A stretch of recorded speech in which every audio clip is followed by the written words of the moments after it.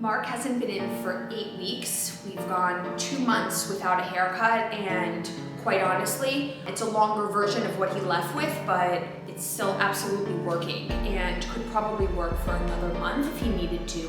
I make the joke, this is why our clients during quarantine didn't feel like they had to do at-home haircuts. There's a few things that I'm going to be really thoughtful about when I cut it again. One is, this area, as Mark and I talked about when he sat down today, is really working for him. So I'm not gonna cut stuff that's working. I always say, just because someone comes in for a haircut doesn't mean everything needs to be cut.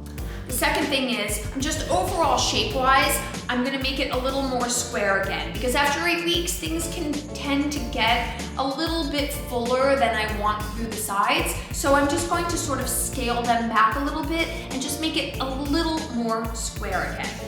And the last thing is, at the crown, I'm probably going to do a little bit of work to shorten the length, because if I leave it, it will eventually get too full. So I am going to do a little bit of work, but be really thoughtful about the shape of it and maintaining this beautiful shape into the nape.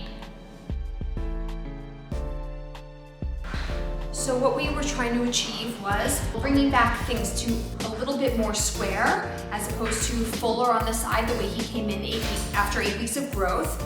And we worked on this corner again a little bit to just reshape and bring it in just a little bit. But like I said, when I talked about in the consultation, Mark and I talked about that this was really working for him. So I didn't want to scale it back too much. I just reshaped a little to make it a little more square again, but that it would still really work for him.